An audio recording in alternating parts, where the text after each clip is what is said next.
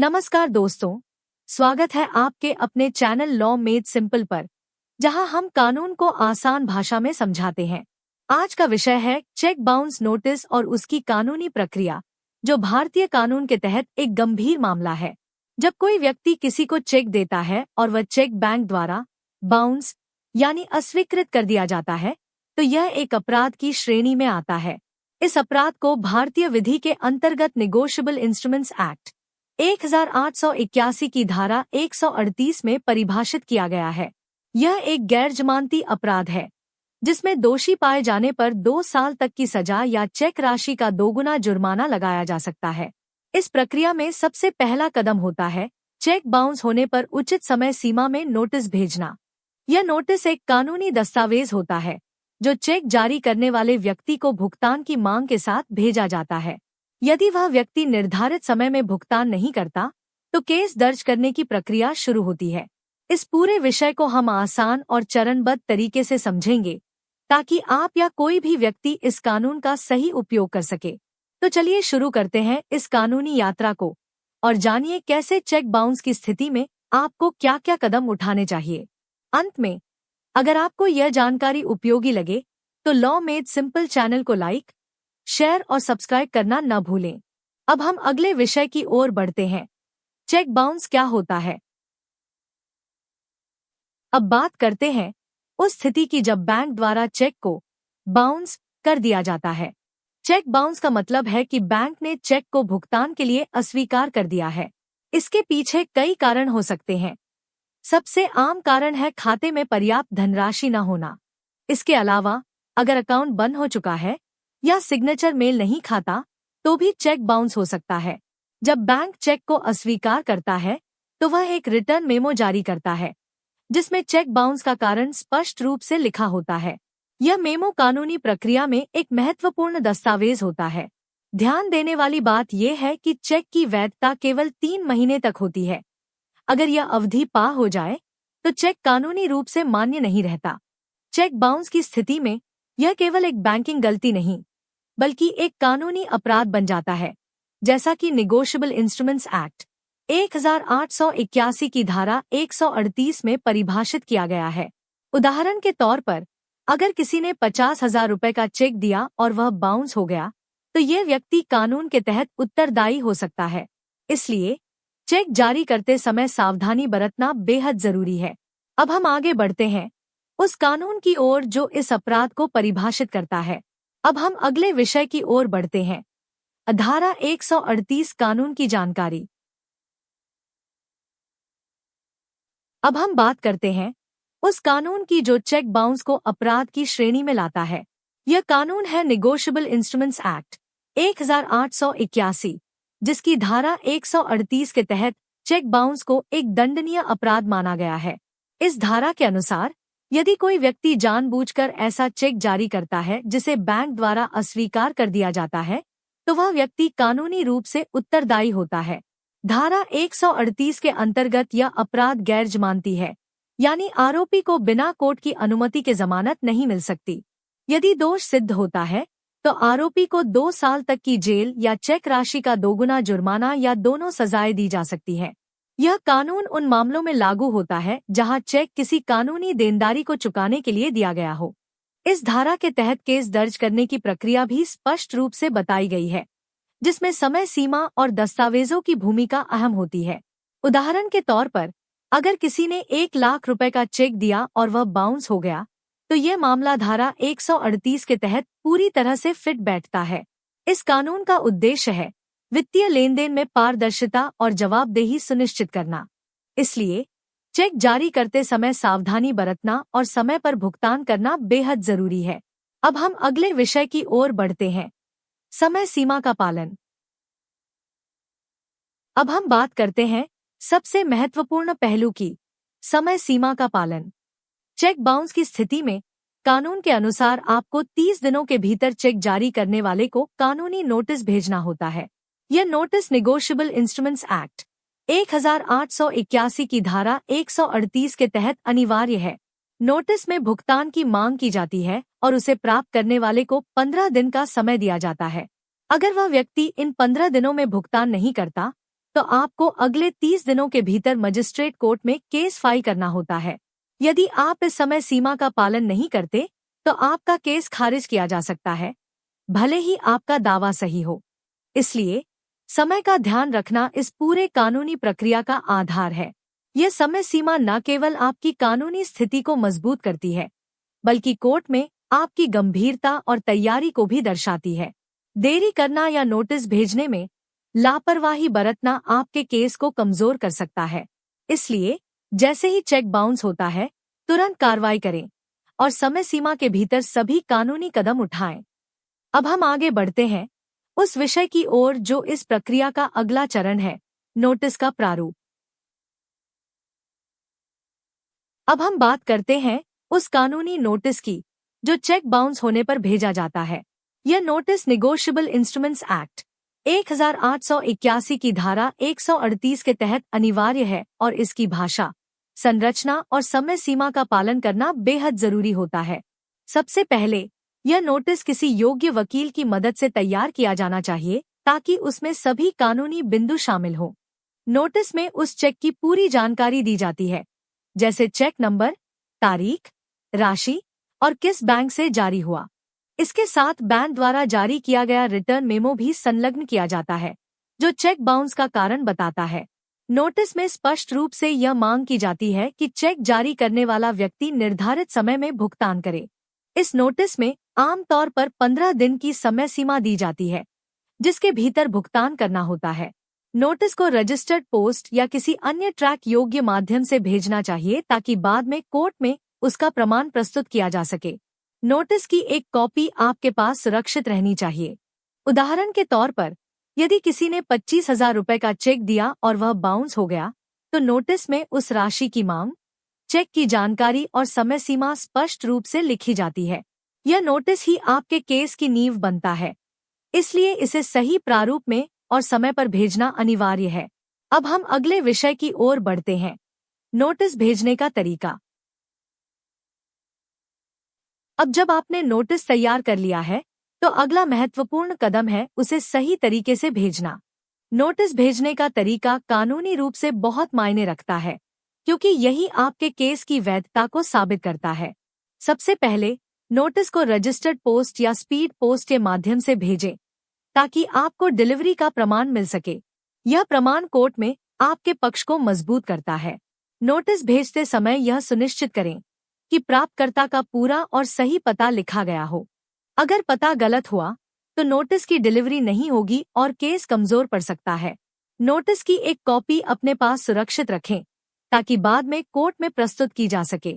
साथ ही delivery proof यानी post office की रसीद या ट्रैकिंग रिपोर्ट भी संभाल कर रखें। यह दिखाता है कि आपने समय पर और सही तरीके से नोटिस भेजा। नोटिस में प्राप्तकर्ता का नाम स्पष्ट रूप से लिखा होना चाहिए ताकि कोई भ्रम न रहे। याद रखें, नोटिस भेजना केवल एक औपचारिकता नहीं, बल्कि एक कानूनी कदम है जो आपके केस की नींव बनाता है। यदि यह सही तरीके से नहीं भेजा गया तो कोर्ट में आपकी स्थिति कमजोर हो सकती है। इसलिए समय पर और प्रामाणिक तरीके से नोटिस भेजना अनिवार्य है। अब हम अगले विषय की ओर बढ़ते हैं, केस फाइल करने की प्रक्रिया। अब हम उस चरण पर पहुंचते हैं जहां कानूनी कार्रवाई शुरू होती है, यानी केस फाइल करना। यदि आपने नोटिस भेज दिया है और निर्धारित 15 दिन की अवधि में भुगतान नहीं हुआ, तो अब आप मजिस्ट्रेट कोर्ट में केस दर्ज कर सकते हैं। यह प्रक्रिया निगोशिएबल इंस्ट्रूमेंट्स एक्ट 1881 की धारा 138 के तहत होती है और इसमें एफआईआर की आवश्यकता नहीं होती। आप सीधे कोर्ट में शिकायत दर्ज कर सकते हैं। केस फाइल करते समय आपको कुछ जरूरी दस्तावेज संलग्न करने होते हैं, जैसे कि ओरिजिनल चेक की कॉपी, बैंक द्वारा जारी किया गया रिटर्न मेमो, नोटिस की कॉपी और उसका डिलीवरी प्रूफ। ये सभी दस्तावेज आपके दावे को मजबूत बनाते हैं और कोर्ट को यह दिखाते हैं कि आपने सभी कानूनी कदम सही समय पर उठाए हैं। मजिस्ट्रेट कोर्ट में केस फाइल करने के बाद सुनवाई की प्रक्रिया शुरू होती है। कोर्ट पहले यह देखता है कि आपकी शिकायत समय पर और सही दस्तावेजों के साथ दर्ज की गई है या नहीं। उदाहरण के तौर पर, अगर किसी ने 75,000 रुपए का चेक दिया और वह बाउंस हो गया, तो आप इस राशि के लिए केस दर्ज कर सकते हैं। यह प्रक्रिया सरल लग सकती है, लेकिन हर चरण में सावधानी और समय सीमा का पालन करना बेहद जरूरी है। केस फाइल करने से पहले एक योग्य वकील से सलाह लेना भी फायदेमंद होता है। अब हम अगले विषय की ओर बढ़ते हैं, कोर्ट की कार्यवाही। अब हम उस चरण पर पहुंचते हैं जहां केस मजिस्ट्रेट कोर्ट में दर्ज हो चुका है और कानूनी कार्यवाही शुरू होती है। सबसे पहले कोर्ट आरोपी को समन भेजता है, जिसमें उसे सुनवाई की तारीख पर उपस्थित होने का निर्देश दिया जाता है। यह समन एक आधिकारिक दस्तावेज होता है और आरोपी को कानूनी रूप से जवाब देना होता है। इसके बाद कोर्ट सुनवाई की तारीख तय करता है, जहां दोनों पक्षों को अपने अपने सबूत और तर्क प्रस्तुत करने का अवसर मिलता है। शिकायतकर्ता को अपने दावे को साबित करने के लिए प्रासंगिक दस्तावेज और गवाहों को पेश करना होता है। गवाहों की भूमिका इस प्रक्रिया में बेहद अहम होती है, क्योंकि वे घटना की पुष्टि करते हैं। आरोपी को भी अपनी सफाई देने का पूरा अवसर मिलता है। वह यह साबित करने की कोशिश करता है कि चेक बाउंस जानबूझकर नहीं हुआ या उसके पास वैध कारण थे। कोर्ट दोनों पक्षों की बात सुनता है और सबूतों के आधार पर निर्णय देता है। यदि कोर्ट को लगता है कि आरोपी दोषी है, तो वह उसे सजा या जुर्माना देता है, जैसा कि निगोशिएबल इंस्ट्रूमेंट्स एक्ट 1881 की धारा 138 में निर्धारित है। यह प्रक्रिया पारदर्शी और न्यायसंगत होती है और इसमें समय सीमा और दस्तावेजों की भूमिका बेहद महत्वपूर्ण होती है। अब हम अगले विषय की ओर बढ़ते हैं, जरूरी दस्तावेज। अब हम बात करते हैं उन दस्तावेजों की जो चेक बाउंस के मामले में केस फाइल करते समय अनिवार्य होते हैं। ये दस्तावेज न केवल आपकी शिकायत को मजबूत बनाते हैं, बल्कि कोर्ट में आपके पक्ष को प्रमाणित करने में भी मदद करते हैं। सबसे पहले आपको उस ओरिजिनल चेक की कॉपी प्रस्तुत करनी होती है जो बाउंस हुआ है। इसके साथ बैंक द्वारा जारी किया गया रिटर्न मेमो भी संलग्न करना जरूरी है, जिसमें चेक अस्वीकृत होने का कारण लिखा होता है। यह मेमो आपके दावे की पुष्टि करता है। इसके बाद आपको वह नोटिस की कॉपी पेश करनी होती है जो आपने आरोपी को भेजा था। साथ ही रजिस्ट्री प्रूफ या ट्रैकिंग रिपोर्ट भी दिखानी होती है, जिससे यह साबित हो सके कि नोटिस समय पर और सही तरीके से भेजा गया था। अगर उपलब्ध हो तो बैंक स्टेटमेंट भी संलग्न किया जा सकता है, जिससे यह स्पष्ट हो कि चेक के बदले कोई भुगतान नहीं हुआ। इसके अलावा आपकी पहचान पत्र की कॉपी और केस फाइलिंग फॉर्म भी आवश्यक होते हैं। इन सभी दस्तावेजों को क्रमबद्ध और साफ सुथरे तरीके से प्रस्तुत करना चाहिए, ताकि कोर्ट में आपकी शिकायत को गंभीरता से लिया जाए। दस्तावेजों की कमी या गड़बड़ी आपके केस को कमजोर कर सकती है।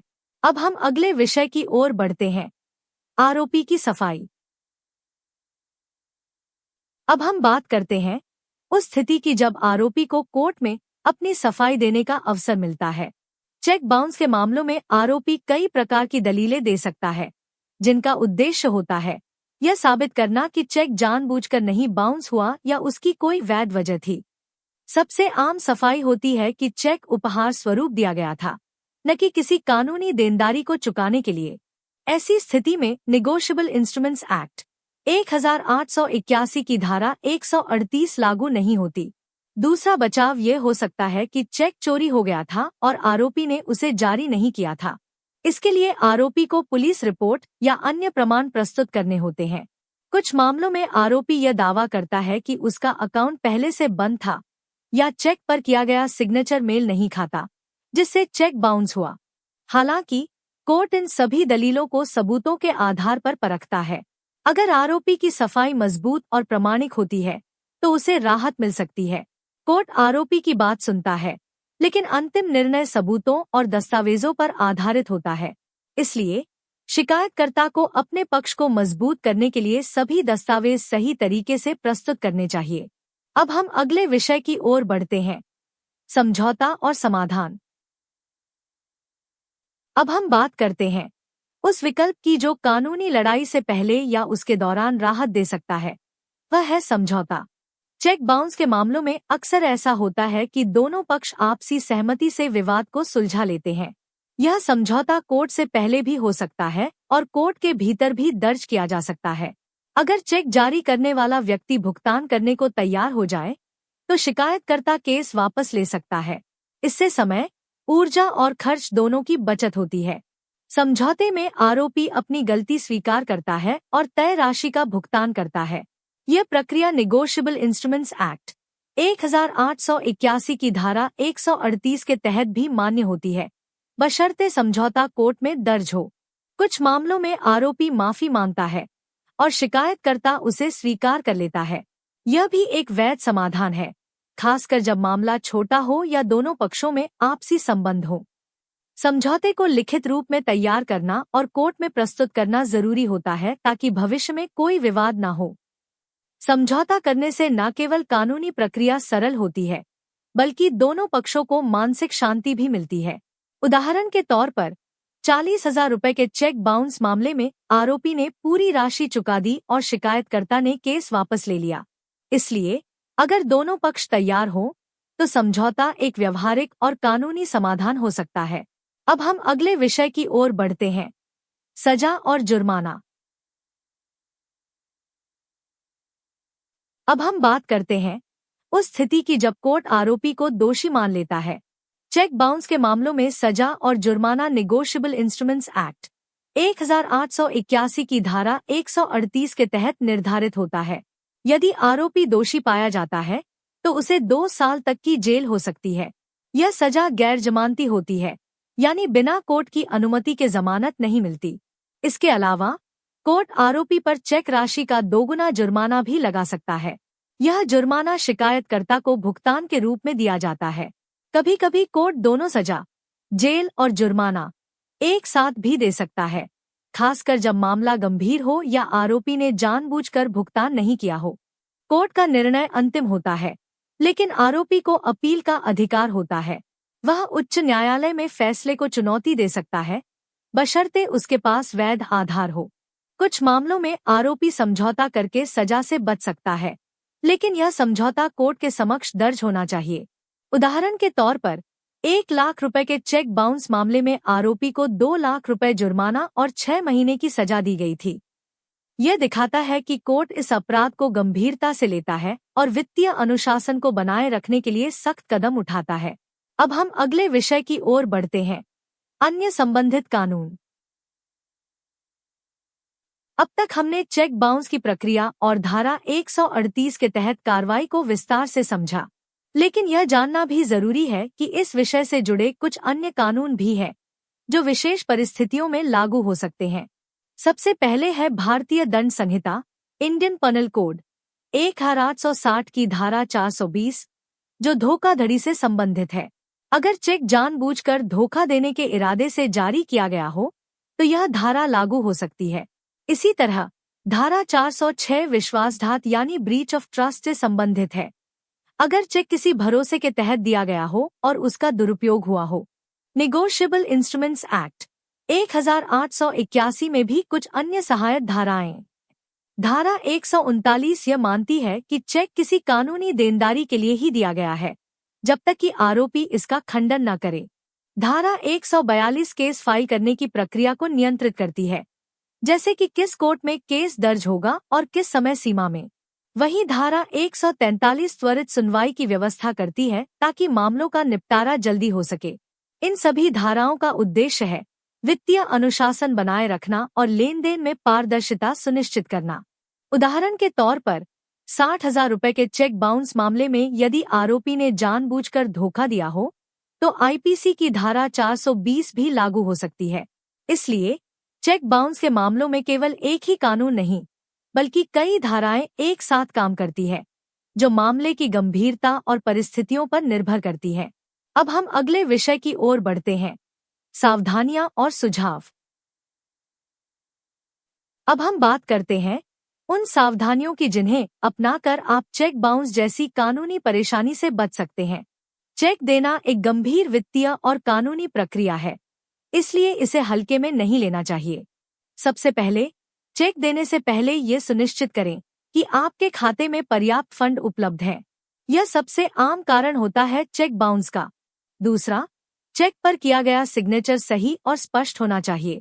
गलत सिग्नेचर भी चेक रिटर्न का कारण बन सकता है। चेक पर तारीख सही भरें और ध्यान रखें कि चेक की वैधता केवल 3 महीने तक होती है। इसके बाद वह कानूनी रूप से अमान्य हो जाता है। चेक जारी करते समय लेनदेन का पूरा रिकॉर्ड रखें, जैसे कि किस उद्देश्य से चेक दिया गया, किसे दिया गया और कब दिया गया। अगर आप किसी को चेक दे रहे हैं तो यह सुनिश्चित करें कि वह व्यक्ति भरोसेमंद हो और लेनदेन स्पष्ट हो। विवाद की स्थिति में रिकॉर्ड और दस्तावेज ही आपकी रक्षा करते हैं। साथ ही चेक को कभी भी खाली हस्ताक्षर करके ना दें, यह आपके खिलाफ कानूनी कार्रवाई का कारण बन सकता है। इन सभी सावधानियों को अपनाकर आप न केवल चेक बाउंस से बच सकते हैं, बल्कि एक जिम्मेदार नागरिक और व्यवसायी भी बन सकते हैं। वित्तीय अनुशासन ही कानूनी सुरक्षा की पहली सीढ़ी है। अब हम अंतिम विषय की ओर बढ़ते हैं, अंत फॉर लॉ मेड सिंपल। तो दोस्तों, आज हमने चेक बाउंस की पूरी कानूनी प्रक्रिया को विस्तार से समझा। धारा 138 के तहत नोटिस भेजने से लेकर कोर्ट की कार्यवाही और सजा तक। ये जानना बेहद जरूरी है कि चेक बाउंस केवल एक बैंकिंग गलती नहीं, बल्कि एक गंभीर कानूनी अपराध है, जिसे निगोशिएबल इंस्ट्रूमेंट्स एक्ट 1881 की धारा 138 में स्पष्ट रूप से परिभाषित किया गया है। इस कानून का पालन करना न केवल आपकी वित्तीय सुरक्षा के लिए जरूरी है, बल्कि यह आपके सामाजिक और कानूनी उत्तरदायित्व को भी दर्शाता है। समय सीमा का पालन, सही दस्तावेजों की तैयारी और कानूनी प्रक्रिया की समझ, ये सभी बातें आपको एक जागरूक नागरिक बनाती है। अगर आप चेक जारी कर रहे हैं तो सावधानी बरतें। अगर आपको चेक बाउंस का सामना करना पड़ा है तो घबराएं नहीं। इस वीडियो में बताए गए स्टेप्स को अपनाएं और कानूनी रूप से कार्रवाई करें। याद रखें, सही जानकारी और सही समय पर उठाया गया कदम ही आपको न्याय दिला सकता है। अगर आपको ये वीडियो उपयोगी लगा हो तो हमारे चैनल लॉ मेड सिंपल को लाइक, शेयर और सब्सक्राइब जरूर करें। आपका समर्थन ही हमें और बेहतर जानकारी देने के लिए प्रेरित करता है। अब हम इस विषय को यहीं समाप्त करते हैं। धन्यवाद।